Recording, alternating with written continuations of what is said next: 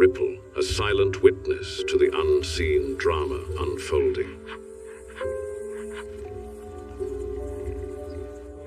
A lioness moves with deliberate purpose, her powerful shoulders rolling beneath tawny fur as she patrols the edge of her domain.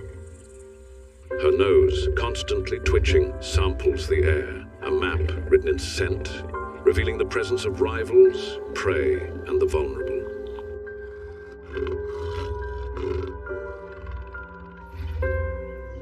For her, this land is not just territory.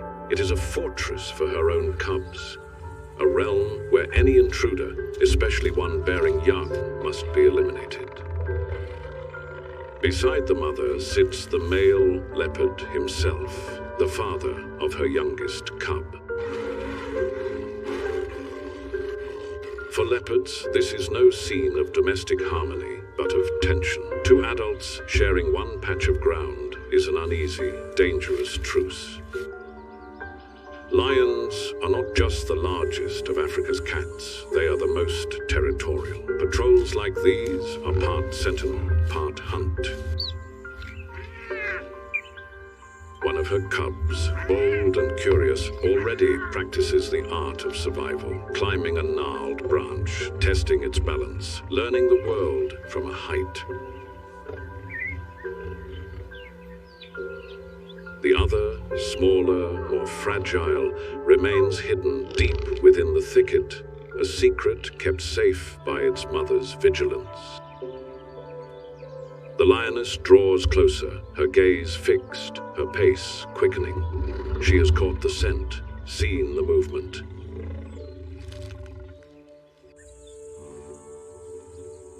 In a flash, the hunt begins. The male leopard, sensing the imminent danger, vanishes into the brush. Panic erupts. The lioness surges forward, a blur of muscle and intent, her roar echoing across the plain. Her older cub scrambling after her, instinctively seeking the safety of the trees. They reach the branches, finding refuge high above. But the newborn, confused and alone, stumbles from its hiding place. The tiny life ends in an instant, crushed beneath the lioness's immense power. There is no mercy, only the raw, brutal efficiency of the kill. She drops the limp form onto the sun-baked earth, a stark symbol of dominance, and turns away, her task complete. High in the tree, the mother leopard watches. Her heart, heavy with grief, compels her to descend. She finds her cub, still warm but lifeless.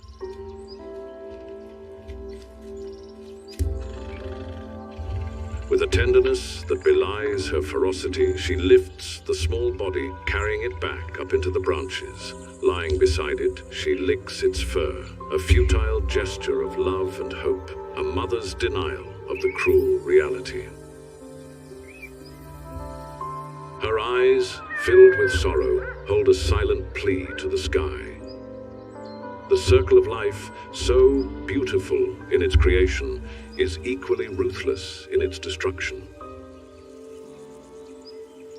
For the mother leopard, the impala represents a hard-won victory, a vital provision for the remaining cub. But the scent of a fresh kill travels fast on the savanna breeze, and it carries an invitation that others cannot ignore. They arrive not with the stealth of a cat, but with the boisterous confidence of a pack. African wild dogs, the painted wolves of the plains. They are a superorganism, a single hunting machine of many parts, and against such a force, the solitary leopard stands little chance. But the commotion has not gone unnoticed. Another powerful opportunist has been drawn in. A spotted hyena, a lone scout from a distant clan, approaches with a distinctive loping gait.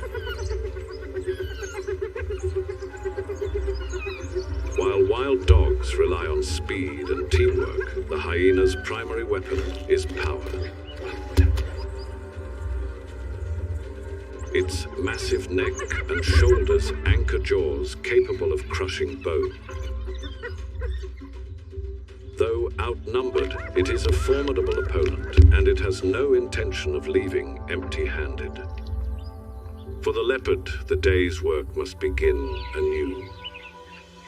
The energy expended on the failed hunt has left her at a deficit, and her cub is still waiting.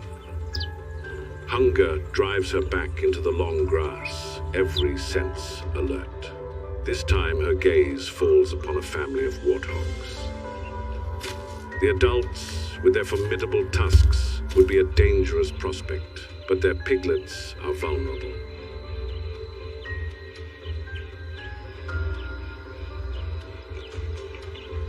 A mother warthog nurses her young, oblivious to the silent threat that gathers in the shadows. The leopard's stalk is a masterpiece of patience and concealment.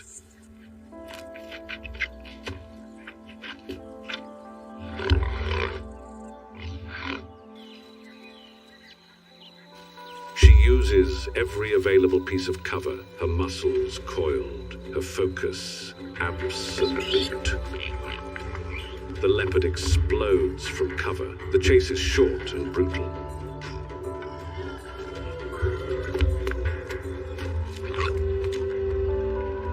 The hunt is over. This meal is more than just sustenance. It is a classroom. The young cub plays with the carcass, practicing the holds and bites it will one day need to survive, learning the lessons of life and death from its mother. Even in the midday heat, the pride must remain vigilant.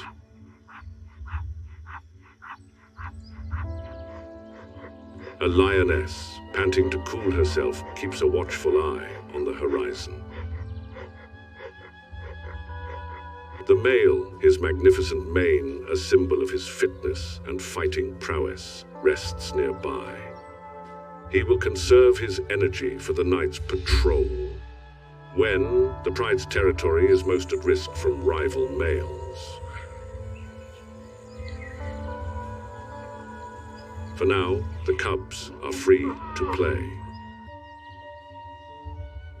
But the savannah is a dangerous place, and the cubs are not the only young animals learning the ways of the world. In the nearby river, a pod of hippos wallows in the cool water. Despite their placid appearance, hippos are notoriously aggressive and are responsible for more human deaths in Africa than any other large animal. Lions are the only truly social cats, and their bonds are strong.